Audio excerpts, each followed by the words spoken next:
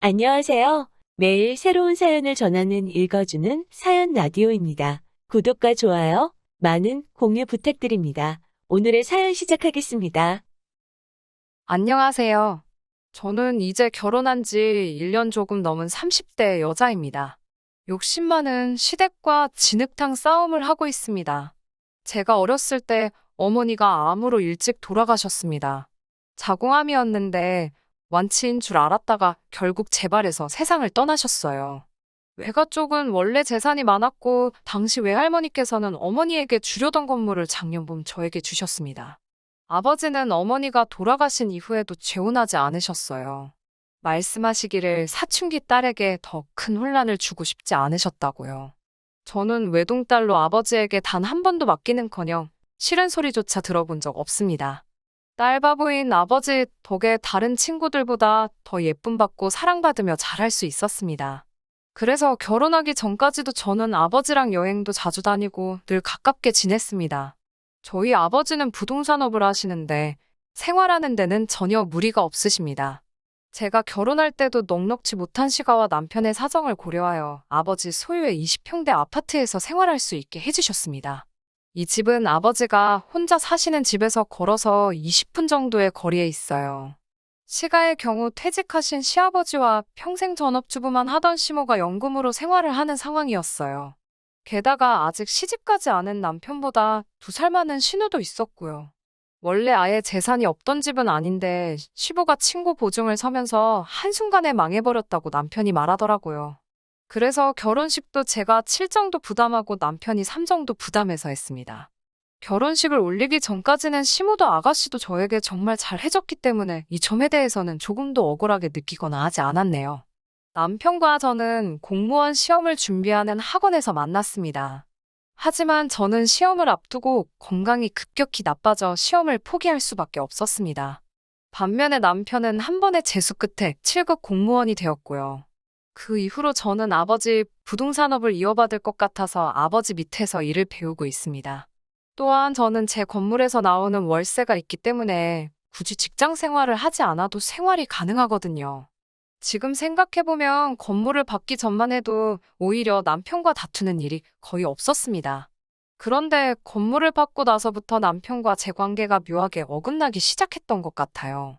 일단 사건의 발단은 건물에서 나오는 월세를 왜 제가 관리하냐는 시모의 불만 때문이었습니다. 제 건물임에도 불구하고 시모는 계속해서 부부재산은 공동재산인데 왜 그걸 저 혼자 관리하냐는 거였죠. 제가 이건 공동재산이 아니고 제가 상속받은 제 재산이라고 몇 번을 정중히 말씀드려도 소용이 없으시더라고요. 참고로 건물에서 받는 월세는 한 달에 이것저것 다 빼고 나면 800 정도 됩니다. 게다가 제 건물 1층에 공실이 났다는 걸 알게 된 아가씨가 자기는 옛날부터 카페를 해보는 게 꿈이었다면서 자기한테 세를 달라고 하더라고요. 그런데 일단은 자리를 잡아야 된다고 1년의 시간을 달라더군요. 한마디로 1년은 공짜로 장사를 하고 싶다는 거예요. 보증금이나 월세 같은 거 없이요. 하지만 친정 아버지가 저에게 말씀하시길 사업을 할 때는 절대로 애매하게 돌려서 이야기를 하면 안 된다고 하셨거든요. 그래서 저도 신우에게 딱 잘라 거절했습니다. 건물주와 세입자의 관계로 아가씨와 얽히기 싫다고 말이죠. 사실 아가씨가 어떻게 생활하는지 저도 본 게 있잖아요. 절대로 성실한 사람이 아닙니다.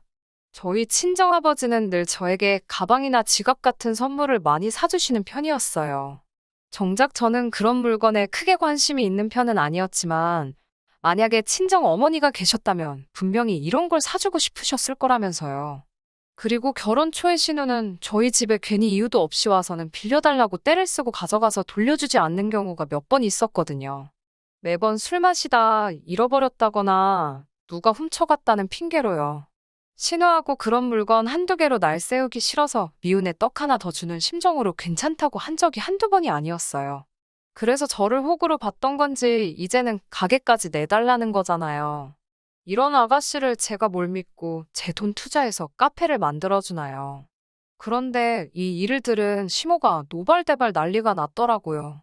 저에게 싸가지가 없다면서 아가씨한테 이러는 건 다 제가 남편하고 시댁을 무시해서 그러는 거래요. 시댁 식구들 어려운 줄 모른다면서 이참에 단단히 버릇을 고쳐놔야겠다며 전화로 막말을 시전하시더라고요. 그래도 제가 아무런 반응이 없자 남편이라는 시청까지 찾아가서 남편을 붙들고 하소연을 하셨나 봐요. 바보 같은 남편이 그 하소연에 넘어가서는 저에게 그냥 이번만 해주면 안 되냐고 헛소리를 하더라고요. 눈 딱 감고 해줄 수도 있었겠지만 사실 저는 이게 마지막이 아니고 이제 시작이라는 예감이 들었어요. 왜냐하면 이따금씩 저에게 네 시아버지가 집에만 있으니까 좀이 쑤시는가 보다면서 니네 아버지, 그러니까 저희 친정아버지를 말하는 거예요. 맨날 저희 아버지더러 사돈이 아니고 너네 아버지 그렇게 표현하세요. 아무튼 니네 아버지 사무실에서 뭐 자빌이라도 하게 취직 좀 시켜달라고 하셨어요. 월급은 300 정도면 된다는 말씀과 함께요. 그래서 아마 제가 신우에게 카페를 해도 된다고 하면 분명히 다음에는 시아버지 일자리도 밀어붙이실 분들이었어요. 저한테는 이도 안 들어가니까 시모랑 아가씨가 어지간히 화가 났던 모양이에요. 자기 아들을 달달 볶았는지 이제 슬슬 남편도 짜증이 난 눈치더라고요. 급기야 며칠 전에는 술을 잔뜩 마시고 들어와서는 저더러 그까짓 건물 하나 있는 걸로 왜 유세를 부리냐며 어림도 없는 헛소리를 하더라고요. 제가 요즘 카페가 얼마나 많은지 아냐고 장사 우습게 보는 거 아니라고 말했어요. 자꾸 이런 식으로 나오면 시댁 식구들하고 안 보고 살겠다고 했어요. 그러자 남편이 저에게 쌍욕을 하며 시댁으로 가버렸습니다. 그래도 제가 전화도 안 하고 아무런 반응을 안 보이자 한 일주일 만에 들어와서는 한다는 소리가 이제 집에 저희 친정 아버지 모소시게 하랍니다. 친정 아버지 집에도 한 달에 한 번만 가라고 하더라고요. 20분 거리 사시는 친정 아버지 혼자 식사하시는 게 마음에 걸려오고 갔던 거고. 그렇다고 저희 아버지가 남편하고는 한 번 제대로 마주친 적도 없는데 갑자기 친정 아버지를 걸고 넘어지니 이놈이 제정신인가 싶더라고요. 지금 사는 이 집도 친정 아버지가 해주신 거나 마찬가지인데 남편이 무슨 생각으로 저러는지 어이가 없더라고요. 저는 그렇게는 못하겠다고 맞섰고요. 그러더니 이번에는 시모한테 잘못했다고 시모가 하라는 대로 하겠다고 사과하랍니다. 다시 한번 싫다고 했더니 얘이는 어디다 팔아먹고 맨날 지 애비밖에 모른다면서 애비애비 거리더라고요. 저더러 엄마 없이 자라서 시모한테 효도하는 법도 모른다면서요. 그 말을 듣고 있으니 가슴을 누가 후벼 파는 것 같아서 짐 싸서 아버지 집으로 와버렸습니다.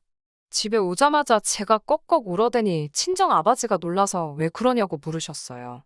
저는 그동안 있었던 일을 말씀드렸고 친정 아버지는 일단 마음을 추스리라고 하셨습니다. 아버지가 방법을 찾아보겠다고요. 결혼 전에 쓰던 방에서 마음을 추스리며 내린 결론은 이혼이 답이더라고요. 제가 뭐 한다고 이런 시댁에 돈줄이 되어야 하나 싶어서요. 아침까지 남편한테 친정 집 전화로 제 핸드폰으로 계속 전화가 오더라고요. 시모한테도 몇 번 왔고요. 집에 가서 마저 짐을 챙겨오고 싶은데 혹시나 시모를 마주칠까 무서워서 못 가겠더라고요. 친정 아버지는 고모한테 전화해서 제 이야기를 다 하셨나 봐요. 고모와 사촌 오빠까지 저를 위해 나서주겠다고 했어요. 참고로 고모부는 법률 쪽에서 일하셨기 때문에 법적 절차는 걱정할 것 없다고 하셨습니다. 다들 제 손을 꼭 잡아주면서 앞으로는 어려운 일도 힘든 일도 없을 거니까 마음만 강하게 먹으라고요. 점심을 먹고 저와 사촌 오빠는 제가 살던 집으로 향했습니다. 도어락도 바꾸고 남편도 내보내기 위해서요. 저희 아버지 집이니 아버지가 나가라고 하면 어쩔 도리가 없으니까요. 집안에 간이 아니나 다를까 시모와 아가씨가 거실에 떡하니 앉아있더라고요. 저는 떨리는 마음을 추스리면서 그 둘을 유령 취급하고 제 집 몇 가지를 챙겨서 방에서 나왔습니다. 열쇠하는 분을 불러 도어락을 바꾸기 시작하니까 시모랑 아가씨가 난리가 났습니다. 사촌 오빠 옷을 잡아 끌고 저를 때렸습니다. 결국 오빠가 경찰도 부르고 친정 아버지도 오셨습니다. 그러자 그렇게 고함 지르고 난리 치던 시댁 사람들이 눈치만 살살 보고 조용해지더라고요. 친정 아버지가 당장 네 아들 짐 싸서 내 집에서 나가라고 소리를 치시면서 눈에 보이는 남자 물건은 다 현관 밖으로 집어 던지시는데 그런 아버지의 모습은 태어나서 처음 보는 것 같았습니다. 시집 잘못 간 바보 같은 저 때문인 것 같아서 눈물이 나더라고요. 시모와 아가씨는 저더러 독하다 천벌받을 거다라며 악담을 하고 짐을 주워 가더라고요. 저도 더 이상 가만히 있기는 싫어서 아가씨 뒤에 달라들어 잡아뜨렸습니다. 아가씨가 미쳤냐고 저한테 고함을 지르길래 저도 질세라 뺨을 때리면서 거지같이 어디 빌붙을 궁리하지 말고 네 능력으로 인간답게 살라고 했네요. 시모랑 아가씨가 고소한다고 난리치길래 나도 할 거니까 두고 보라고 소리 질렀어요. 얼마 지나지 않아 남편 놈한테 다시 전화가 오기 시작하더라고요. 이번에는 피하지 않고 받아서 말씨름 더 이상 하고 싶지 않으니까 그만하라고 했어요. 이혼하기로 결정했고 법대로 하자고요. 그러자 남편 말이 시모가 주도권을 잡아야 한다고 세게 나가라고 해서 자기가 그런 거라고 잘못했다고 싹싹 빌더라고요. 하지만 제가 더 이상 귀찮게 하지 말라고 했어요. 찾아오지도 말고 그러면 당신한테 불리한 증거만 쌓인다고요. 그러자 이제는 문자로 계속 잘못했다고 한 번만 용서해달라고 사정을 하네요. 지금도 생각하면 다시 손이 덜덜 떨립니다. 정신 차리려고 하루에 세수만 몇십 번은 하는 것 같네요.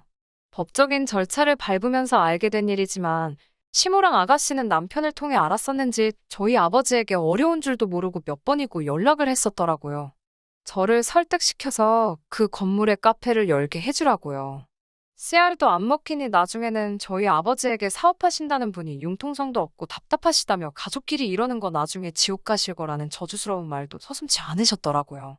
남편이 재산 형성에 기여한 바도 없고 함께 산 세월도 길지 않아서 이혼에 관해선 더 이상 걱정할 일은 없을 거라고 고모부가 다시 알려주셔서 지금은 그래도 마음이 한결 편안합니다.